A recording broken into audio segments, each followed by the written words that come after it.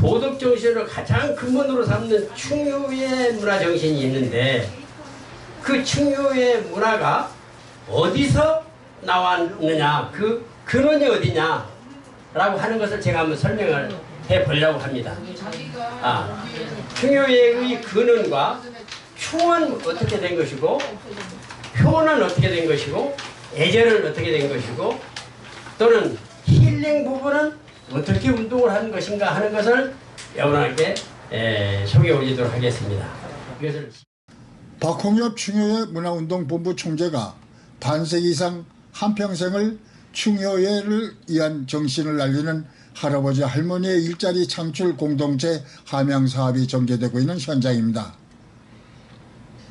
충효회가 바로 서면 우리 사회가 건강해지고 우리 모두가 행복해진다는 것을 강조하고 있습니다.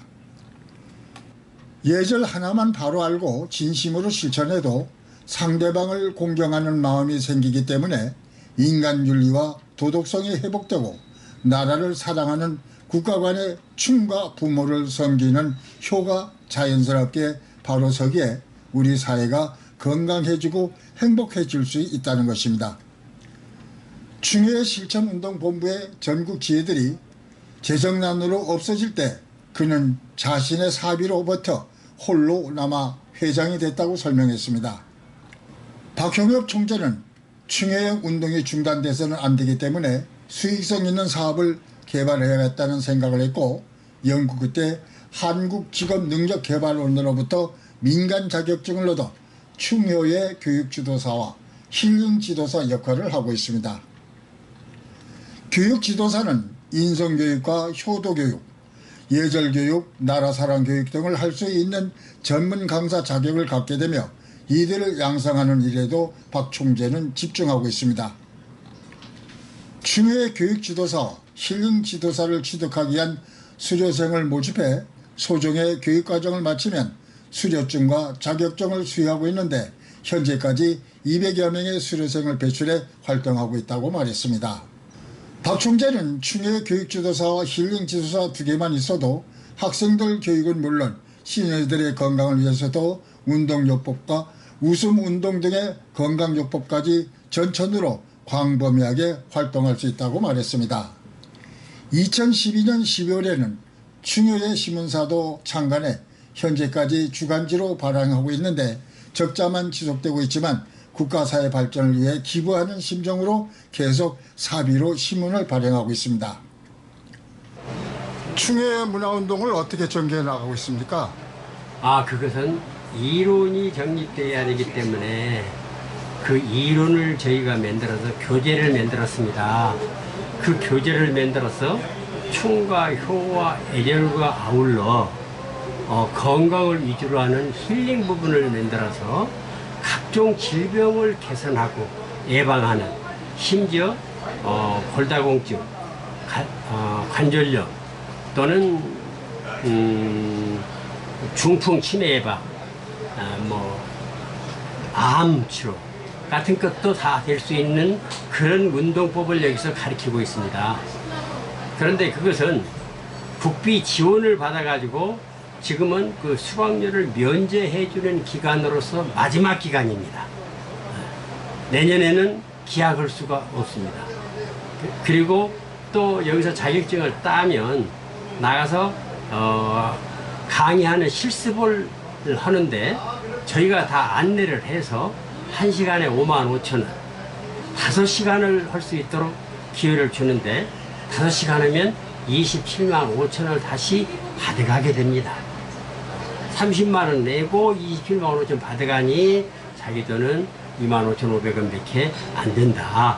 그러면서도 자격증 2개와 충효회 신문사 시민 기자증까지를 같이 받아가게 됩니다. 그 교육을 받으신 분들은 어떻게 활동을 펼칩니까? 지금 가장 중요한 것이 건강이기 때문에 주민자치센터에 충효회 건강교실이라고 하는 프로그램을 개설하든가, 경로당에 가서 건강교실 애절에 대한 강의를 하든가, 또 국가적 차원에서 대기업에 가서 강의할 수 있다든가, 하는 길은 많이 열려 있다고 봅니다. 어떻게 효과를 보고 있죠? 지금 현재로서는 이 자격증 타간지가 많지 않기 때문에 경미하다고 봅니다만은 전주 같은 데는 15명이 일시에 받아가지고 학교에 초중고등학교에 가서 인성교육을 강의하고 있는 중이죠. 반응은 어떻습니까? 반응이 아주 좋습니다. 어떻게 해요? 네, 제가 서울 한영대학교에 초빙 교수로 가서 21세기 진정한 리더십은 충효예다라고 하는 강의를 하게 되니까 학생들이 너도 나도 할 것 없이 수강 신청을 해서 100명이 모이더라고요. 그래서 우리나라 젊은이들이 너무나 못됐어 라고도 했었습니다마는 우리나라 미래는 아직 밝구나. 동양 A지국의 민족이기 때문에 그런 피가 흐르고 DNA가 있기 때문에 다 자연스럽게 받아들이고 역시 인격은 충효예를 공부해야 된다. 그걸 느끼고 호응도가 아주 좋아졌습니다. 학교를 설립하는 문제는 꼭 정부에서 지원해 줘서만이 할 수 있는 것이 아니고 2024년부터는 대학교를 설립하는데 기본 요건이 땅과 건물과 교수와 3가지를 갖춰야 된다고 그랬는데 2024년부터는 땅이 없어도 건물이 없어도 얼마든지 대학교를 설립할 수 있다라고 하는 법이 바뀌게 됩니다. 그렇다면 요즘 초등학교들 학생이 없어서 문을 닫게 되는 그런 학교도 많은데 또 학교 운영을 한다고 하더라도 초등학교 학생들이 날로 줄어들고 있는데 그런데 교실을 임대해서도 학교를 새로 만들 수도 있지 않겠느냐. 그래서 큰 돈이 안 들어도 설립할 수 있다고 저는 봅니다.